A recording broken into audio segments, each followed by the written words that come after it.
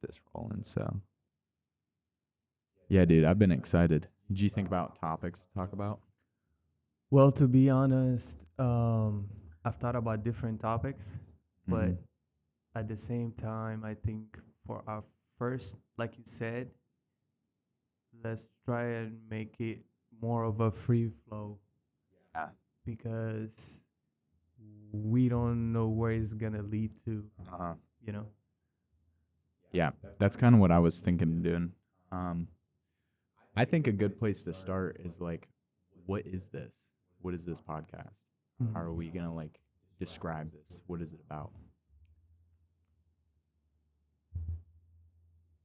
It's gonna be more about the physical and non-physical realities that we live in, you know?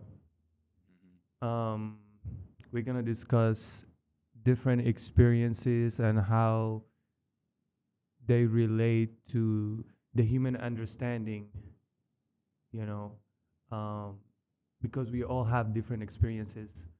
And how do I put it? It's gonna be also getting, if I would say, other people experiences too. Let's say in the comment section, and then Yeah. we can discuss it and we Yeah. see how true is that, you know, how legit is it. Yeah. I was thinking a lot about that question too. Like, how would you describe this if you were going to give like a brief summary of what this is supposed to be about Mm. across the board? And I would say that,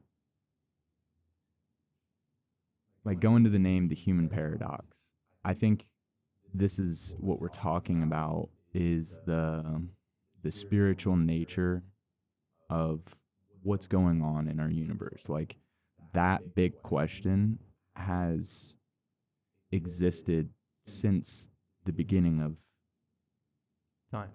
well, since Homo sapiens. Like, Yeah. as long as that we've been intelligent and in communities, we've had stories passed on about the existence behind the scenes, like our origin story, the meaning of the universe, the inner workings of the universe. Like, these have existed in some form throughout all of human culture. Um, and I think it's a paradox because there's no like abstract or concrete answer. Like, it's not tangible. It's not like a robust thing that we can uh, like exerve or observe kind of extrinsically, Mm-hmm. but yet all human beings think about it and wonder about it and question what it actually is going on behind the scenes. And I think that's the paradox. Like, it's not something observable physically or tangibly. It doesn't seem like it's real on the surface. Like, it doesn't seem on the surface like there's anything going on behind the scenes. It seems like this is all there is. Like, that's the root of atheism and Gnosticism Mm-hmm. and nihilism, just that there's nothing. It's just this, right? Yes. Because that's what's observed. And yet, all of human history has speculated that there's something more, which kind of leads you to think that there probably a good chance there is something more. And that's the paradox. And that's, I feel like, what we're exploring and talking about, like what that something more is in a realistic sense. Okay, let's break it down like this. It's more like a lot of people have different definition for what spirituality is actually. But to make it simple, spirituality is just tapping into the unknown and the unseen for most. And everybody taps into different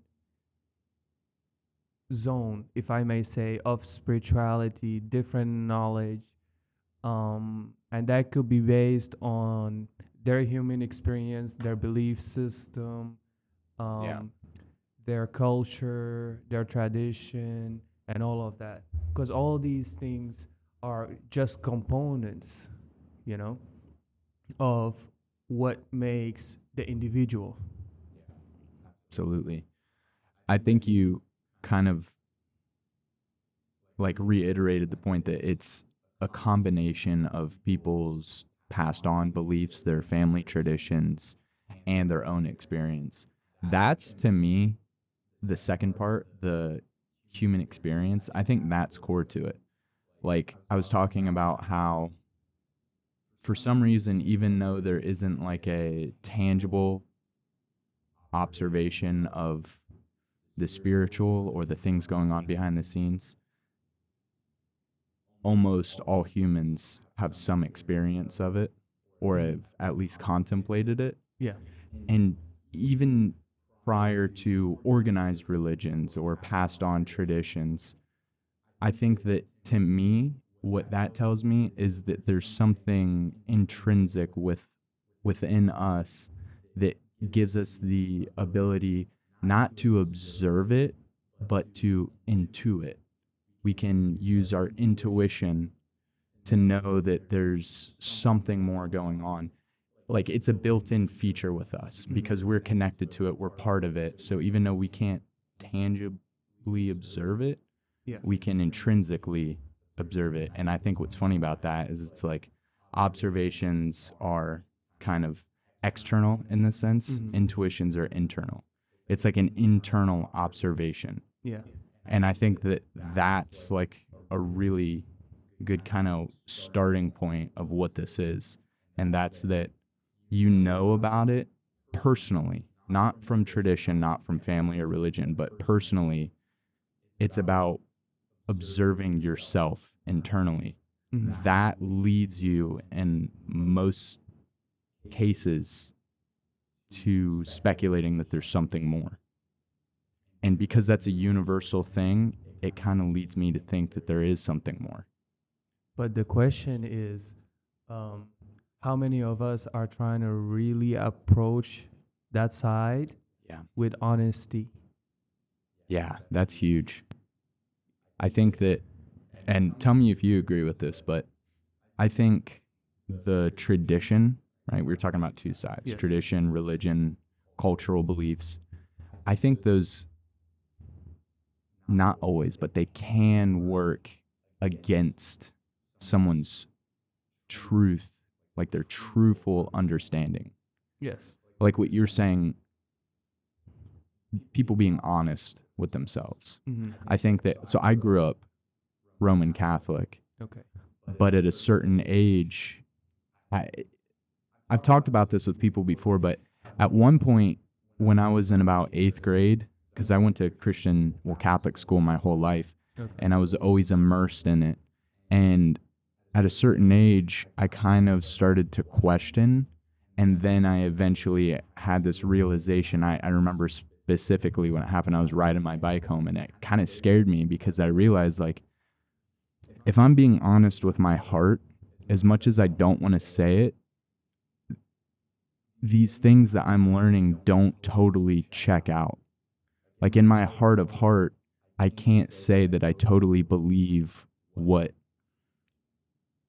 I'm being told I should believe or what I'm saying I believe, you know, in school and in church and religious conversations with other Catholics. I know what I'm supposed to believe according to Catholic doctrine, but I don't believe it entirely. And then that kind of led me on this journey of personal Growth. discovery, Okay. like figuring out what's going on behind the scenes my own way, as if I was born in the wilderness 200,000 years ago and just discovering it on my own through my own intuition and observations, right? And I think that if you do that, your beliefs become truths in your heart. Like they're your actual beliefs, not just your regurgitations of what your tradition says you're supposed to believe. So basically, not what you're told, Mm-hmm. but what you experience. Exactly. Yes. Exactly. And I like that you said, you brought up truth, like true belief versus, and I don't mean truth as in like it's facts. Yes. I just mean like a lot of people I think say they believe something, but in their hearts they don't believe it. They grew up Catholics, so they're kind of afraid to say They I are don't told to believe be in this. something. Yeah. Like I have friends who if you get into deep conversations about, I don't want to say the meaning behind Catholic doctrine, but and that's just my default because that's what I know is Catholic doctrine. So that's kind of where my starting point. But they say the right things, but when you ask them about it, they just revert back to what they were trained to say almost. They can't articulate their understanding because they don't have a real understanding. They just know that they're supposed to believe XYZ, so they say, I believe XYZ. Yeah. I think that happens a lot. I do think that there is a benefit to it, though. Okay. I think we had talked about this a little bit when we originally had a conversation that got us here. And that was, I think there is still value in tradition and organized religion because for the people that don't have the luxury or the faculty, like mentally, to spend a lot of time and thought contemplating this, Yeah. because the world's a hard place. It is. You know, single mothers and impoverished situations just trying to make sure their kids are fed. That's true. They're not worried about this. So they go to church and they bring their kids to church and they know that they're touching the truth, even though it might not have been self-discovered. Yes. They trust that they're at least touching on it. Some people believe that some people believe Catholicism is the way, the truth, the life. Same with Islam, Judaism, all the isms. I think that there's some people that believe in them 100%. I think there's a lot of people, maybe not a lot of people. I think there are people that believe it touches on truth, but there might be some fluff there. But let me put it like this. This is how I look at it when it comes down to religion. Religion is more of culture and traditions that is passed down from one region to another. Yeah. Under the umbrella of God. Yeah. So, because if you look at Islam, for example, right? Islam is from the Arab Peninsula, right? Middle East. Yeah. And then now it's spreading into the western and eastern parts of the world. You got Christianity. Where did it start? When did it start? Why did God decided to start something, in the 3rd century? Even though humanity existed for way longer. And why do we see all the similarities in all religions?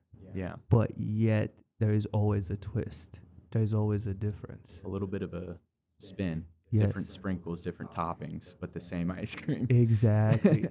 But here's another thing.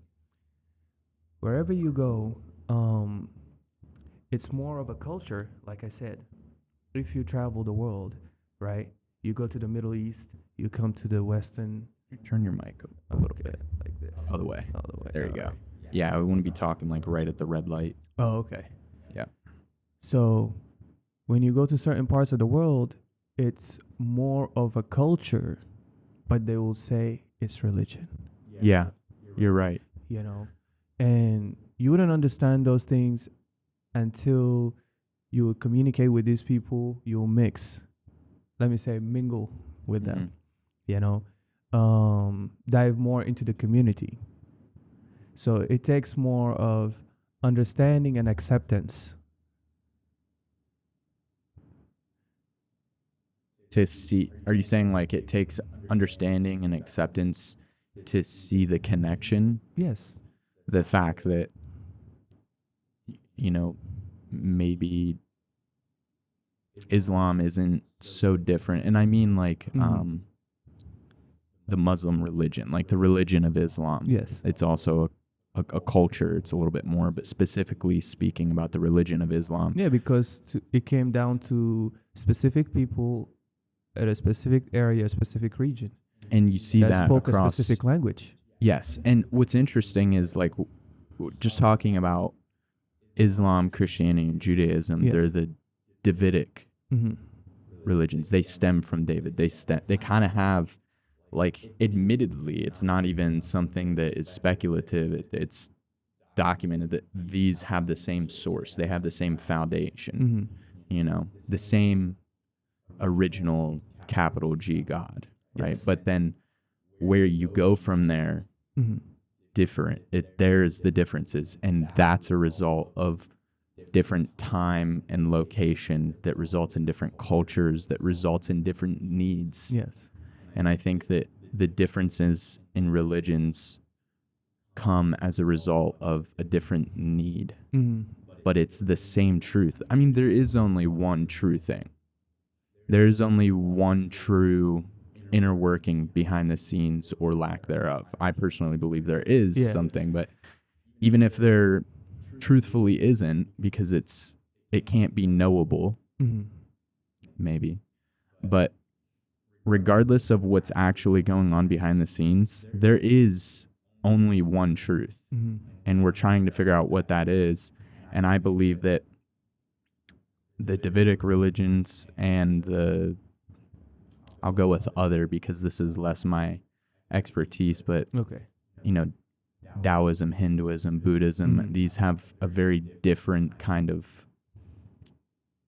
core. Like, from my understanding, Buddhism doesn't have a god. It's more of a way of life. Yes. But it's still based on principles of what's going on behind the scenes and an idea that there is something more going on, a spiritual side behind the physical exterior.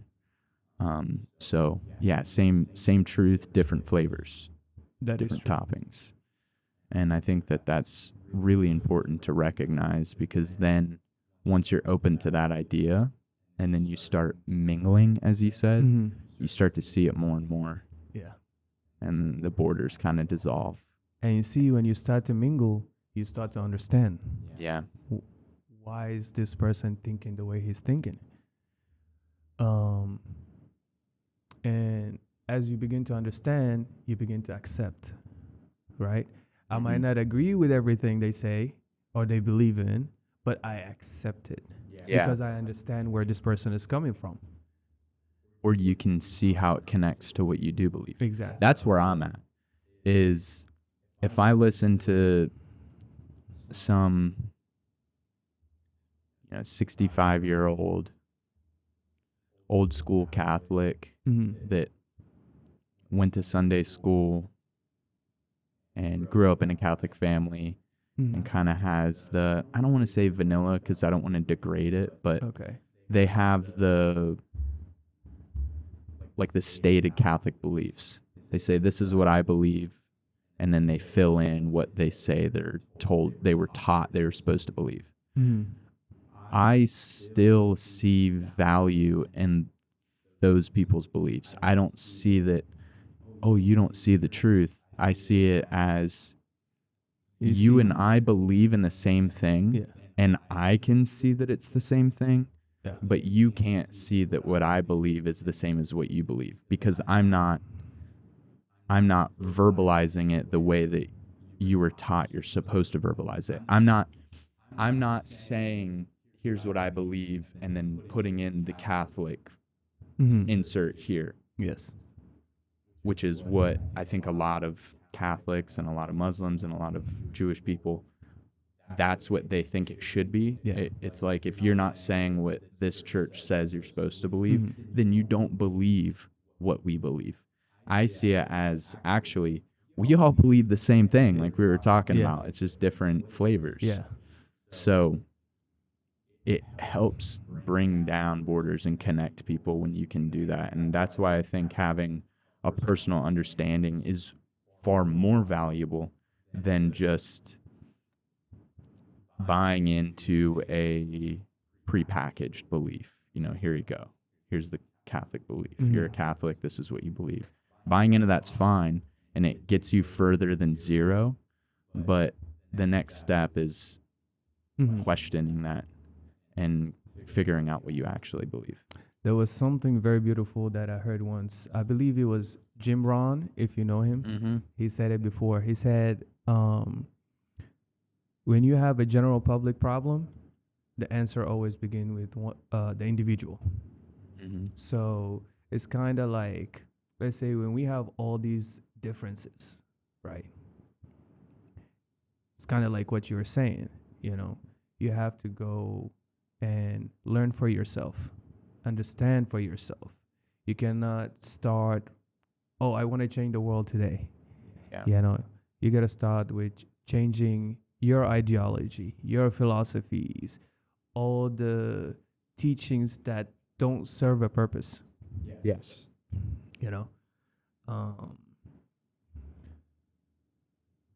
Because at the end of the day, reality exists because you exist.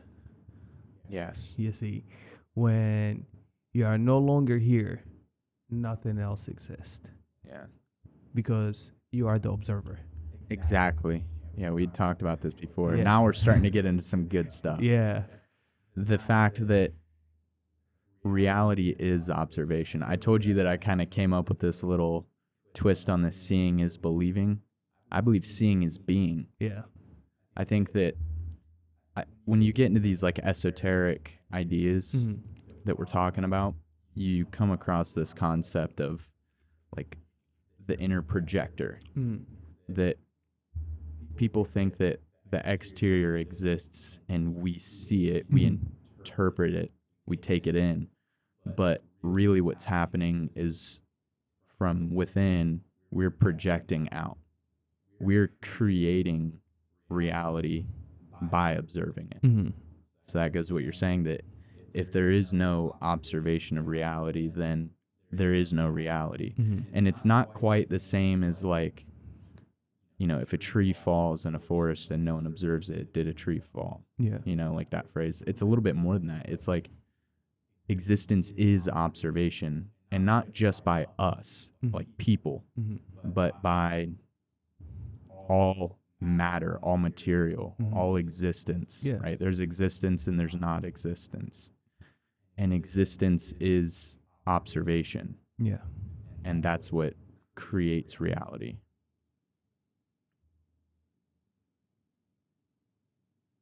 Okay. I mean, that's what I think.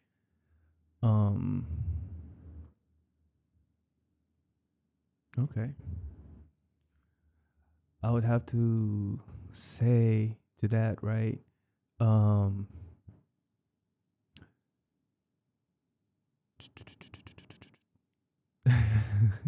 got a question for you. Go for it.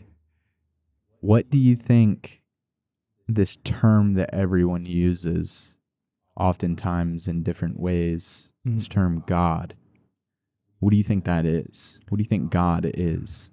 And I'm restraining from saying who, because I think it personalizes it, but what do you think God is? Think about it,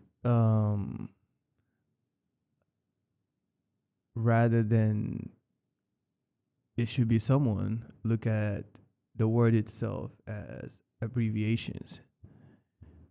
Like the G, generator, the O, operator, and the D, destroyer. Oh, I like that. Yeah. That's really good. So, I love that. Generator, operator, destroyer. I love that. That's deep. And I got to say off the bat, I don't have any problems with it. Generator, operator, and destroyer. Beginning, middle, and end. Because the generator creates, the operator, operates, and the destroyer destroys. Yeah. So you and me and everyone else have the power to create, live that reality, and then when it no longer serves us, we destroy it. And that's why creation and destruction goes hand in hand. Yeah. You know, in order for creation to occur, destruction must happen. In order for the new to come in, the old must go. Mhm. And if you remember, me and you were talking outside of this about duality of life. Life is duality in itself. The masculine, the feminine, black, white, up, down, the sun, the moon, day, night. Everything has its contrary. Yeah. Everything's a binary. Exactly. Yeah. Good, bad, you know. Even though, in my opinion, there is no such thing as bad. I tend to agree with one hard asterisk Okay. to that. And this is great because it circles back to the generator and destroyer.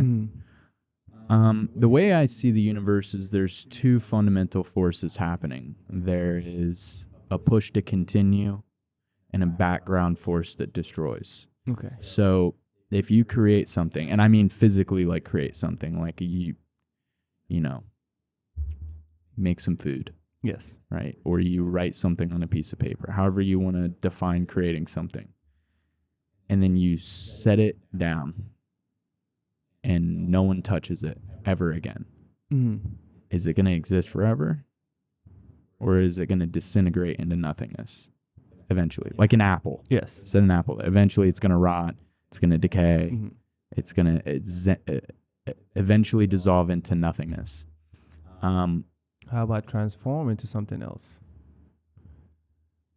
So this goes back to what we were talking about with entropy. Okay. All right, so let's take that concept of things kind of go into nothing like an apple. Like you're right, it's not going into nothing, it's transforming.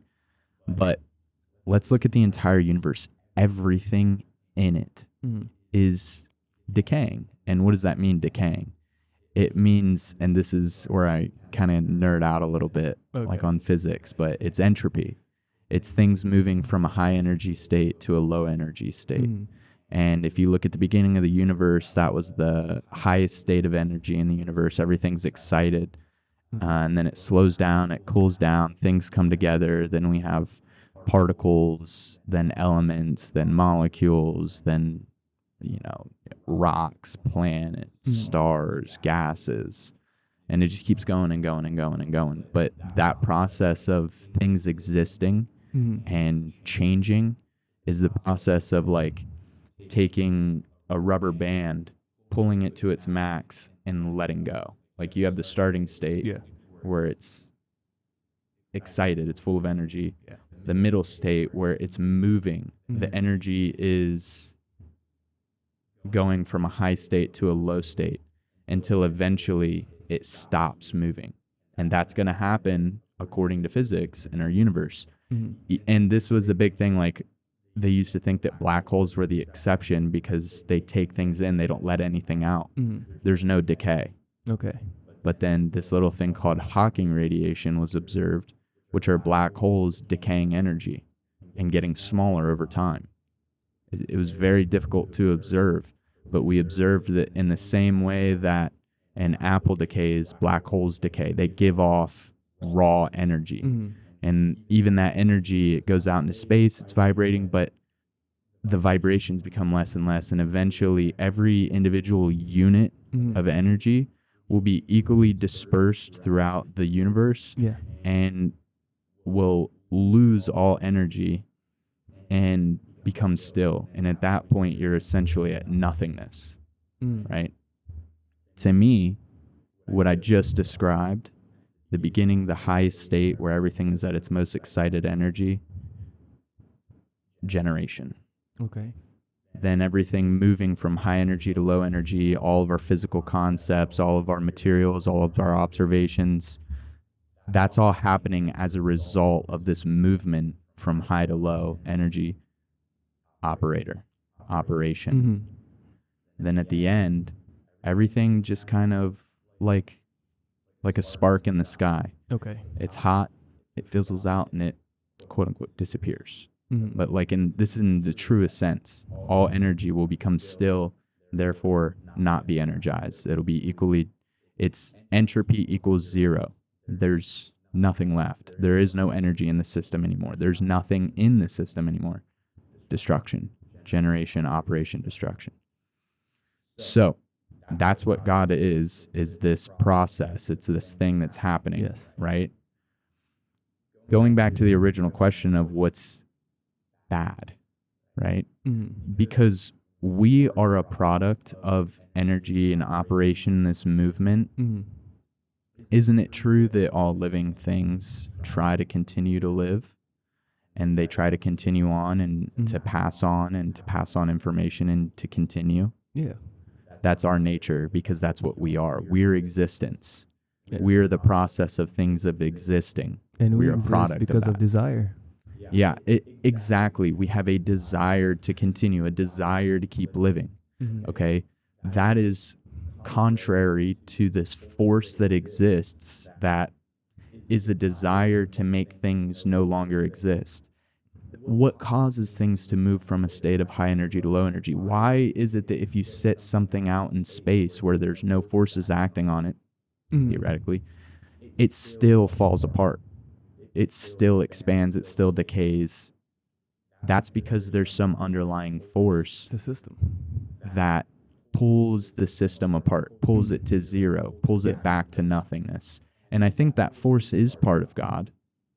But I think that that force is the only thing that we can interpret is bad. And this is where I told you I freak people out sometimes because I say that God is all good and all evil. I mean, because he said it in the book of Job. I'm well, the creator of good and evil. Exactly. Yeah. Exactly. But it's because, and people wonder why, if God is good, why do bad things happen? Bad things have to happen for existence to exist. Exactly. It's yin and yang. You can't have light without dark, and you can't have dark without light. Exactly. The fact that there's this force that works against the force of generation, that's what creates operation. That's what creates the middle. That's what creates what we're in, our experience, our existence. Is that duality what gives value? So I think that either A, you can work towards continuing. You can work towards having motivations and desires and working towards something and creating things. Or you can accept that nothing matters, that everything will eventually go to zero, and you can be a part of the force that tears things apart. You can be a part of the force that creates this universal desire to keep existing, or you can be a part of this force that creates this universal desire for everything to go back to nothing. If you're part of the force that keeps things together, keeps things going, that's good. If you're part of the force that pulls things apart, which is contrary to what we are, which are products of existence, that to me is inherently bad. That's what evil is. But that is part of God. That's what creates existence. Okay, but when I was saying the word bad, or when I was using the word bad, right?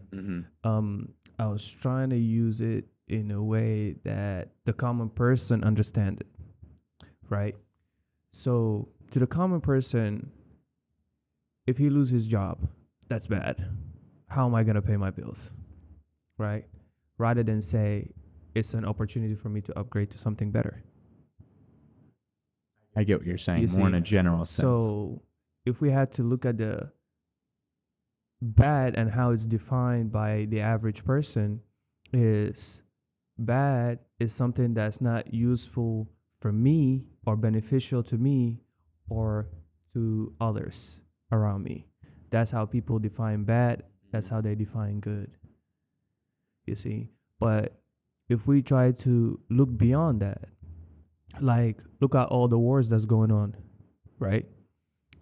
We can say it's bad. Why? Because people are dying. It is, right? On the surface. But why are they happening? Yeah. Are we asking ourselves? Or are we waiting for politicians to tell us why are they happening?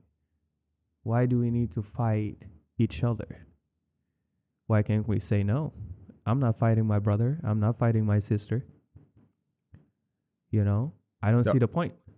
So are you saying that in this example, like war? Yes. Are you saying that it seems bad, but it's not bad? Or are you saying that this is something that is inherently bad? I would say it's the collective choosing to learn a lesson the hard way. So you think that good comes of it? Yes. There is good eventually that Mhm. will come from it. Ah, that makes sense. Like, every failure is a good thing because you can learn from it. Exactly. Yeah, I can see that. That makes sense to me. But do you think that the forces that lead to that war, to that destruction, Mm-hmm. or I should say the people that push for that war, that destruction, that what they're doing is bad, even though the people that experience it, it can be good for them because of what they take from it, what they can learn from it, what humans can learn from it? Do you think the arbitrators of the war Mm-hmm. are doing something bad, even if something good can come from it? Remember something, right? They're also human beings, right? And they also have desires.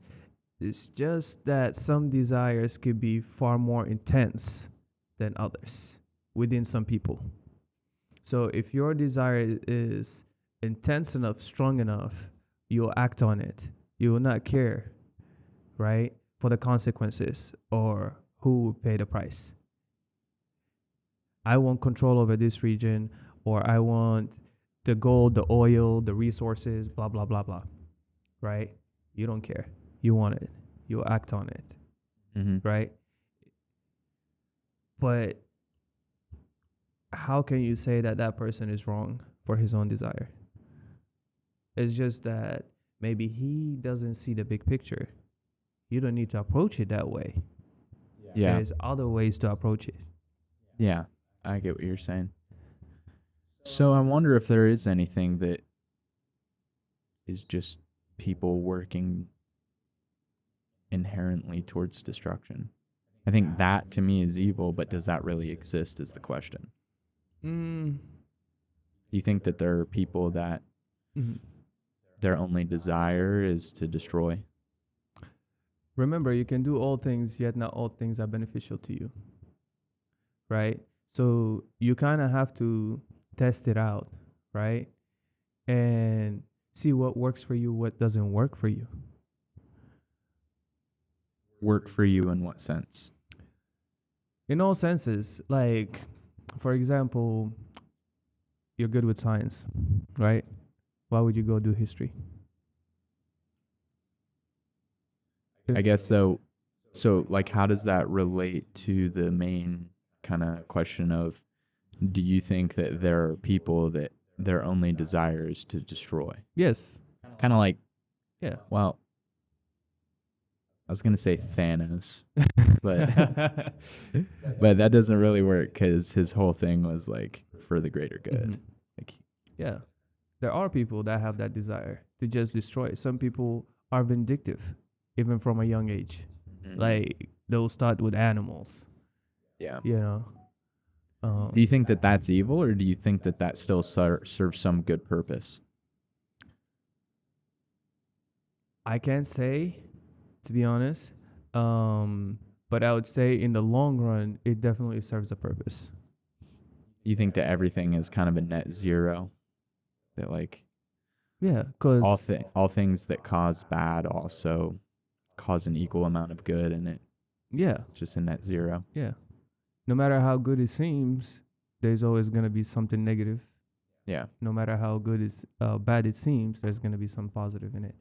It's like an equilibrium. Yeah. So then in that case, how would you argue to someone who takes that as, I should only serve myself? Because even if it might seem apparently bad, you can find some good. Like if I want to go steal my neighbor's box of jewelry for purely selfish desire, or kill someone that wronged me, and you can come up with in some way how that would be good, and how maybe it would affect society, Mhm. how it might push for some type of change that is a net positive. Yeah. Like you can look at like you're saying, anything bad and take a good from it. Yeah. So what would you tell someone, like if I say, okay, well, I'm only going to serve myself, everyone else be damned? I'll tell them that go for it, right? But but here's the thing that you must understand. It wouldn't be without consequences. Are you willing to deal with the consequences of your action? Life is decisions and consequences. So regardless of how you want to categorize the action, whether it's good or bad, there's consequences to it. Because as you're doing good, you're creating evil, and as you're doing evil, you're creating good too. Yeah, that makes sense. It's interesting. It's interesting because I think the natural inclination, and this might just be cultural programming, but the natural inclination, there are things that we shouldn't do. You know, Yes. so to say that even if something is culturally considered bad, Mm-hmm. if that's your prerogative and you're okay with the consequences of it, then go for it. Because the negative effect that it has can be perceived as positive by other people. Like if I start a war for my own benefit, Mm-hmm. I have to accept the consequences, but everyone else doesn't have to experience that as a negative. They can experience it as a good. Like it's just interesting because it sounds like this premise leads to do whatever you want to do. Mhm. And if you're okay with the bad things that will happen to you as a result of you doing Mm-hmm. things that might have a negative effect. Like, do you get what I'm saying? Yeah, I got what you're saying. But I want to remind you something. To me, reality is like a video game, Okay. right? And in the video game, it's about developing your character. Hmm. You know, the body is kind of like an avatar, right? That you're using it to play the game. You're trying to make money, create a family, have a good circle of friends, invade the world, invade some countries, Conquer. Yeah. But the most important thing is how developed is your character by the time you finish the game. Do you measure developed? How you measure developed Yeah. is through experience. And how much experience, how much have you learned? Mm. You know, because fire will burn. Fire doesn't discriminate whether you're a child or a grown up. You put your hands in there, it's gonna burn. Yeah. Right? And so is reality. Life wouldn't care. Life doesn't care for no one. And that's the system, you know. And that's why the child, right, in the game has parents. They look out for them. But as you grow up, then you're on your own. But when you're all grown, you're the accumulation of all the teachings, all the belief systems that you've inherited from them. Mm-hmm. You know.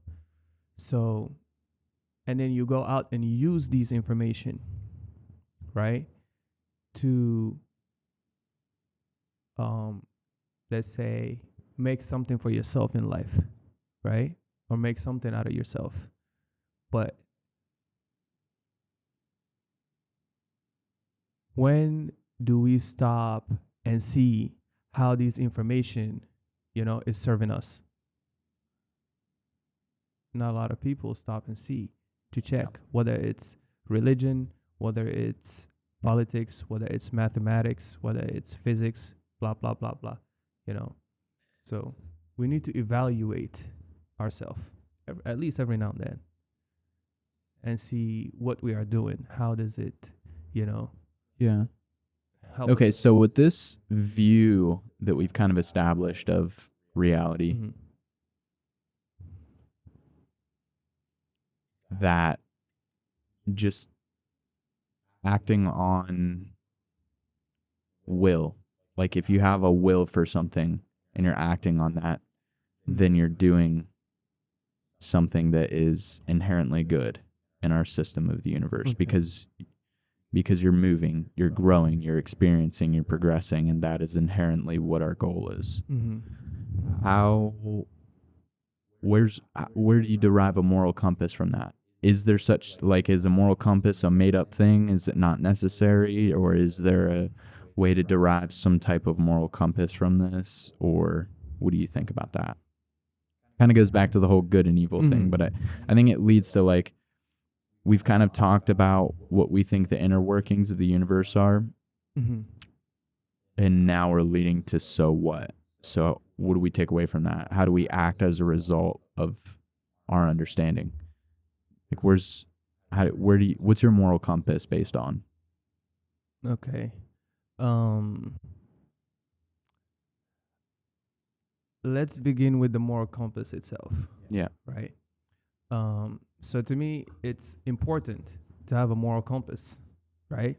Especially at this age, at this stage of my life. Yeah. It's important. Yeah. You know, maybe when you're younger, you're goofing around, doing stupid things. You know, you're still trying to figure out who you are. But as you get older and you understand the importance of morality in society and for you as a human being too, you know, then you need to apply it and apply it to yourself first. So are you, because you said in society, I guess, is there an intrinsic moral compass, like a one true moral compass that exists for all people based on the structure of the spiritual nature of the universe? Or go ahead. On a broader term, right? I cannot answer that, right? Because I don't have enough information regarding that. But I would say on an individual level or on a personal level, yes. So I think that we've reached a point of question, which is, I think that we can agree that we can create these arbitrary moral compasses so that culture can be more cohesive. Yeah. Like, maybe there's inherently nothing evil, but that doesn't mean that we shouldn't create an arbitrary value system to help society be more cohesive. Okay. Right? So that's one way of looking at morality, that it's just arbitrary. It's not intrinsic to the universe. It's not, there's no right or wrong, like you were saying earlier. The alternative is that based on and this is, I think, intuitively just the way that I lean.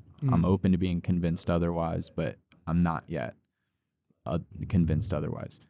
The alternative to this arbitrary morality that is just there and it's kind of fugazi, just fake.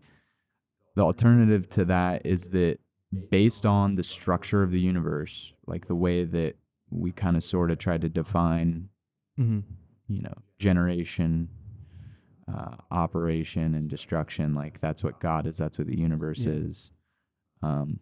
Based on that structure, there is, because of it and the way it is, there is a true system of morality.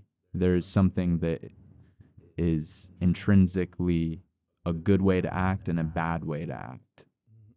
Okay. I seem to lean towards that there is intrinsically a good way to act and a bad way to act. And it leads back to what I was saying about how if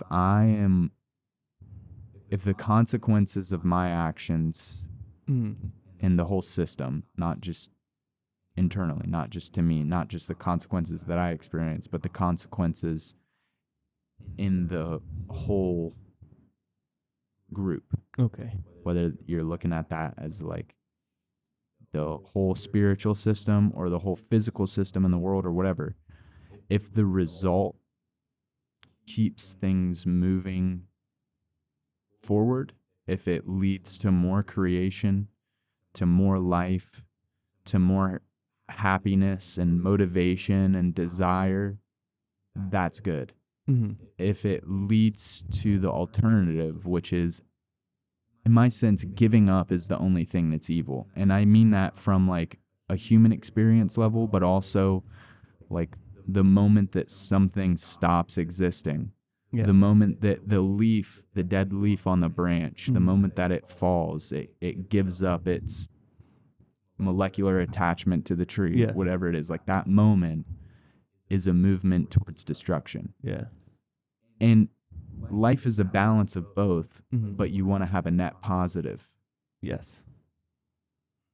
or an equilibrium maybe. But if you have a net negative, you're moving the whole system faster towards destruction, towards nothingness. Yeah.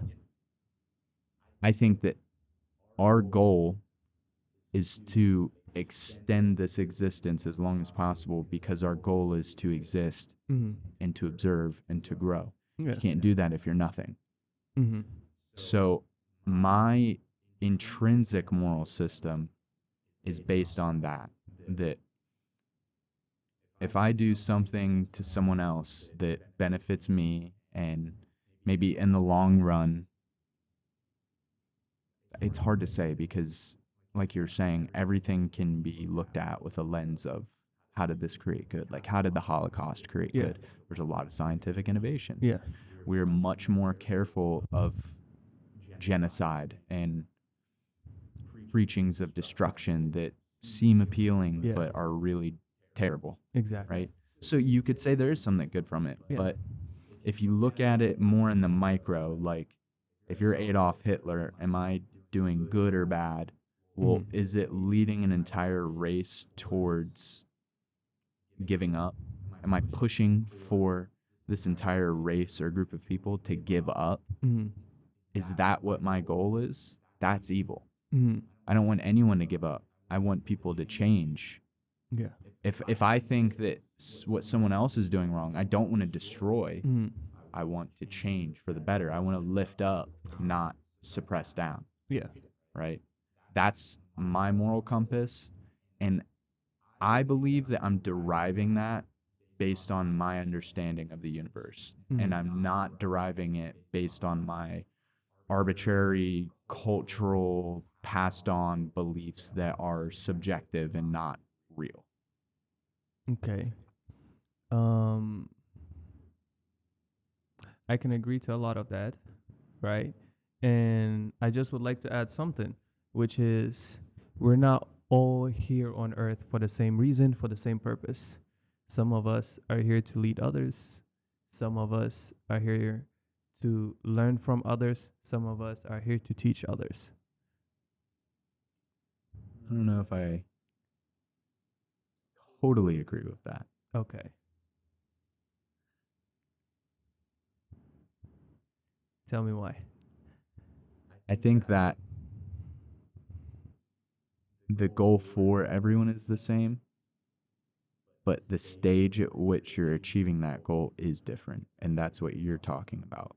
Some people in this life Mm-hmm. are here to learn and observe and to grow themselves. Yes. Some people are at a later stage where they're here to teach and to lift up. But the intrinsic goal is to grow. Exactly. That's a one goal. That's the one. Yeah. Everyone is here for the same purpose, but the stage at which they're at Mm-hmm. is different. So the micro purpose is different, which you're saying, and that's true. That's why I said I don't totally agree, because I do agree, but in the micro. The macro, we're all here for the same purpose, which is to lift up. In my sense, it's to grow closer to God. Mm-hmm. So you just worded better. Yeah. So we're on the same page then. Yeah, okay. And that's why you will see different types of information out there, like numerology Yeah. and astrology, Yeah. and a lot of people, because of their faith, right? It's evil. Mhm. You know, they dismiss it. Why would you dismiss something, you have not even tested, True. You gotta give it a test run. Even if it might be evil, you can't say it's evil if you don't know anything about it. Exactly. You can't say it's evil because someone else told you it's evil. You haven't experienced it. Yeah, and I really think that even in the highest sense of authority and trust, like with Catholicism, that's what I default to because that's what I know. They say that if the Pope, the highest authority of the church, says something in, what's the term? It's like impair.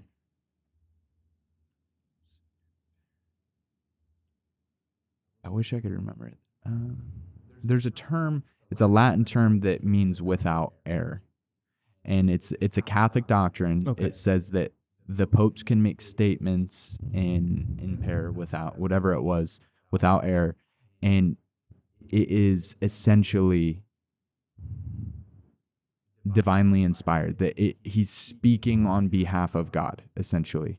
Yes. And that even if we don't agree with it, even if we don't believe it's true, we have to accept it's true because he's speaking from the highest authority it is truth. It doesn't matter if we believe it. We are obliged to obey it if you're Catholic, right? And there is this concept of blind faith or obliged belief that even if you don't agree with it, if it doesn't make sense to you, you still have to act as if you do believe it.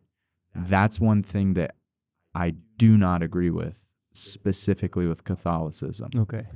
I believe that everyone possesses the ability to come to fully understand something that is truth. If it is actual truth, then everyone has the ability to understand it. If they don't want to put the time and the work in to understand it, that's different. And I think that's what a lot of people do. But yeah.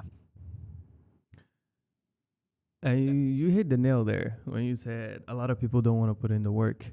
They don't want to research. They don't want to learn. But I think that's changing nowadays.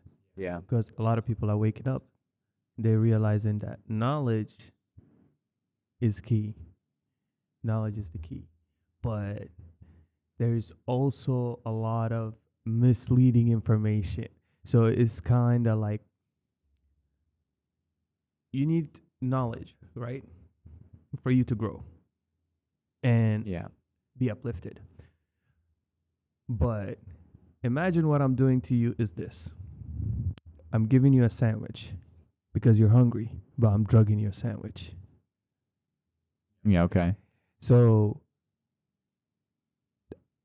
me personally, I think that's what's going on. Like the vast majority of the information is kind of drugged information, misleading information, you know, that either discourage you from pursuing the truth or it confuses you even more. And that's when you have to dive in, you know, and because everything you need is already within you. Absolutely. We possess the tool internally because we are part of existence and existence is God. Exactly. We are part of that. We're connected to it. We have the ability to come to understand it on our own without other people's influences. Yes. That's not to say that they're always bad. They can be very good. That's kind of the goal, is that you want to use your influence to lift people up. But people that think that you have to go to church, that you have to receive communion if you're Catholic, that you have to read the Bible, that you have to do these things, otherwise you're not doing right. I think you're bought into a system that is designed. It's cynical, but I think that churches are also organizations. They're businesses. They are. And just like any business wants as many participants, people buying their product so that they can grow and be stronger and have greater influence. Yeah. Churches do the same thing. So I think if the Catholic Church if the goal is to lift everyone up to real truth, Yeah. you might have to throw some stuff in there that is not necessarily true, but it's Divert. designed to a goal, which is to encapsulate a larger group of people so that you can lift them up. I think that's what happens. So maybe it's not so cynical, but I do think that the church has these things, like, even if you don't believe in what I'm saying, you still have to agree with it. Mhm. I don't think that's true. I don't think you should do that. But I think that the reason they're doing that the reason they're saying you're sinning if you're not going to church, you're sinning if you're not receiving communion, I don't think you're sinning. I think that they're saying I don't that think to there's get a more. sin, period. That's a good point. That goes back to the moral compass, though. I think Yeah. a sin is something that works to destroy. It works Yes. towards that's good and evil, right? Mhm. Sin and not say grace, whatever you want to Yeah. say, like A lot of acting in people are gonna grace come versus acting in after sin. me for that one. Oh, yeah, that's what I'm saying. Like, I think that there's a lot of tricky things. Like, God is all good and all evil. Mhm. People would lose their mind to hear that. Yes. But intuitively, it makes sense to me. How can you say that something that exists is not God? How? Because doesn't that mean that there's something beyond God? That there's Mhm. something else, maybe not above, Yeah. but next to, that isn't God? How can there be evil and it not be God? But think about it this way, right? It's actually within humans too, right? Mm. Everything that has been created on this planet, right? From the cities, underground, planes, all that. Yeah. Who created it? It's us. Yeah. And all the destruction that has happened, who has caused it? It's us. Also the environment. Environment, yes. Right? Mm-hmm. It's a factor. But a lot of the destruction that has happened, I get what you're saying. we Yeah. are capable of both. Yeah. We are capable of creation and we are capable of destruction. That's what Yeah. I'm trying to say. Yeah. And isn't that also what religion teaches us about? Like the nature of God. Yeah. Yeah. God is the creator and the destroyer. But a lot of religions say that the part of us that destroys is not God. It's our fallen aspect. It's the aspect that makes us human. It's the inherently bad part of us, the part that we're supposed to resist. It's original sin. It's this thing within us that's not good, that's not godlike. But think about it. It just crossed my mind right now. This is very tricky. If God is only bound by being good and doing good, right? And we humans can destroy and do evil.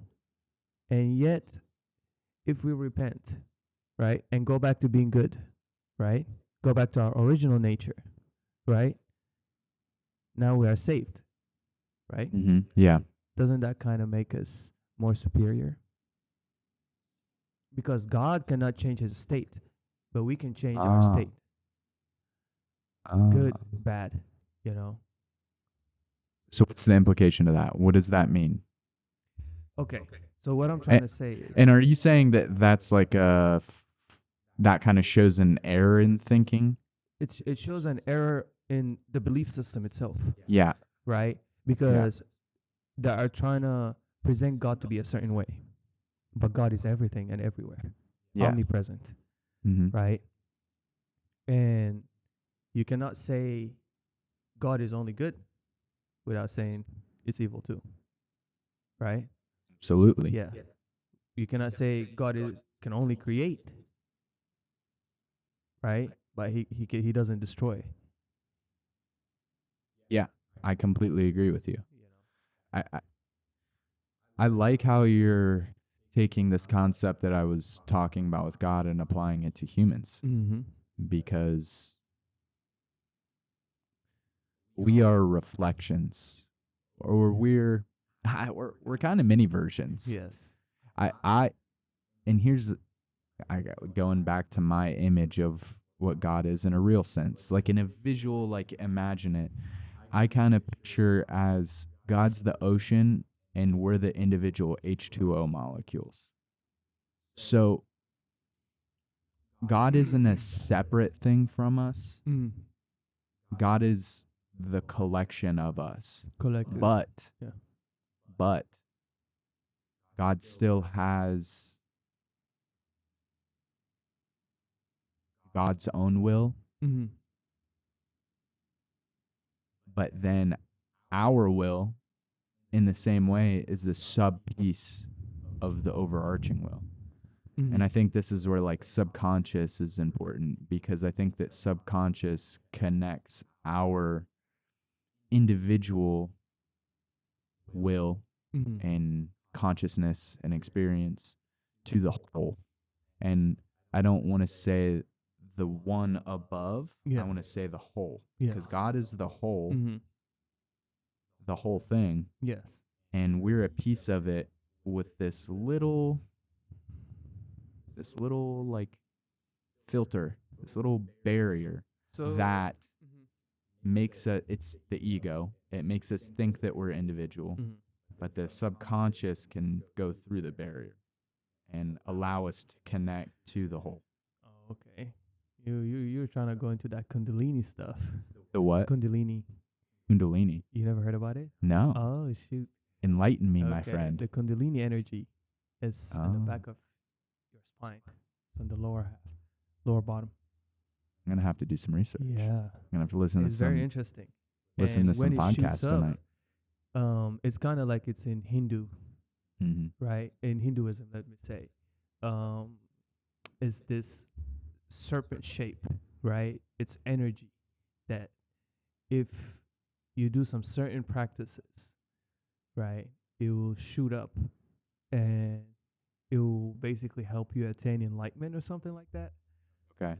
You know, Like but- in an event will happen where it will Yes. shoot up and now you're enlightened. yes. You don't think it? Well, do you believe in that, or were you just quoting like a?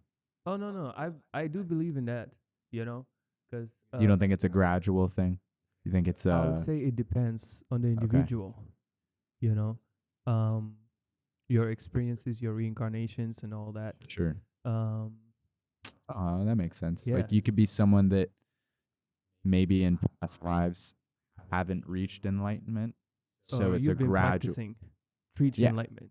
Yeah, so it's a gradual attainment. Yes. But then let's say you obtain it, you die, and I won't go into this too much, but I Yeah. believe that you kind of have a choice at that point where Yeah. you can return and work for good, Mm-hmm. or you can join the kind of the whole Yes. and work from behind the scenes, sort of.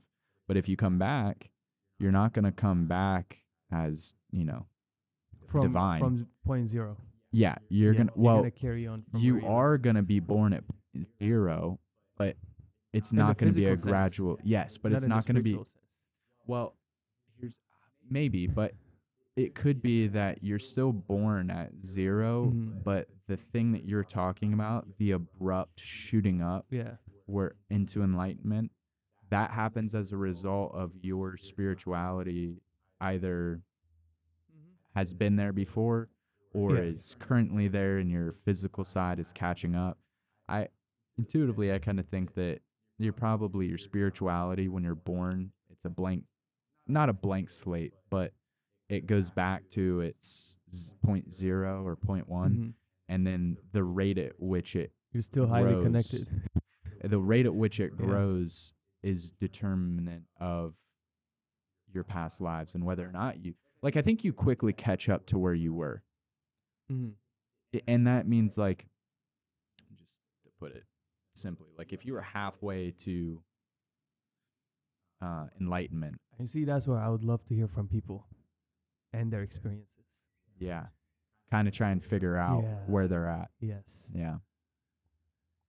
So I love it, man. We've been doing this for an hour and 10 minutes now. Wow.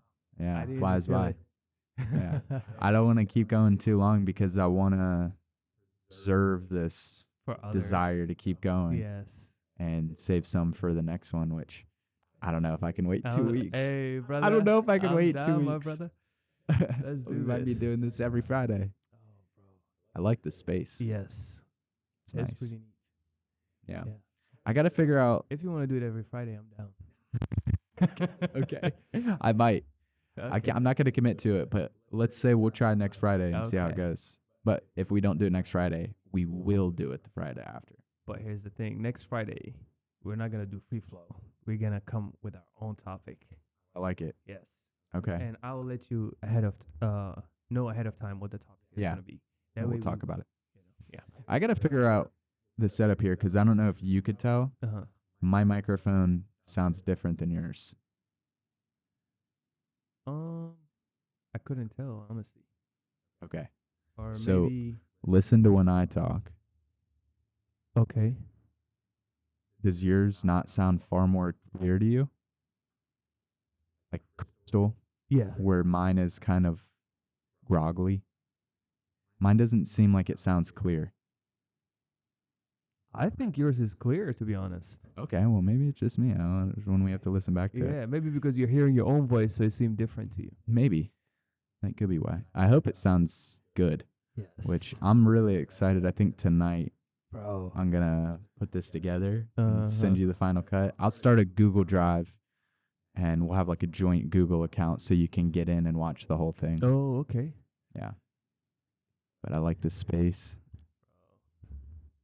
This is sweet. Here, I like that. come on. I like that. I like that. I like that. For Yeah. real. Yeah. I like that. Sorry, I got sweaty hands. Hey. When I get locked in, Yeah. my hands start I sweating. mean, I like how locked in you were, and I kind of I like the flow. You know what I mean? And it's just my first time recording, by the way. I've never recorded before. I don't know if you have. But it seems like you kind of got experience recording. No, not really. Oh, for real? No, I you can't think. solid. I've never done anything like this. I've wanted to. When I worked in sales, Mhm. I think I would do like role playing, or I would record me talking to myself or pretending to be in a sales call. So I think that doing that can make you more comfortable in situations like this. But I also kind of mentally prepared, like I just want to talk like normal. Okay. And that's kind of the way I've been doing it. One thing I'll say is you're a great listener. I'm bad at listening. I ramble and I talk a lot and I get on a tangent and it just keeps going. Oh, But you're very good at listening. But you see, it makes a good combo. Yeah. It makes a good duo. You just drops these little hints of wisdom. I love it. I love it. I think we do have a good dynamic. I might talk a little bit more, but I like that. you provide high value and I just flood the system. Hey, bro, I like that. Yeah. No, me, I love that. Yeah. Because it kind of because you see, most of the things I talk about, it comes from my personal meditation and stuff like that, and Yeah. the thoughts that comes to me. It's a good topic. You know. Might save that one for next week. Yeah. I'm going to cut it off here.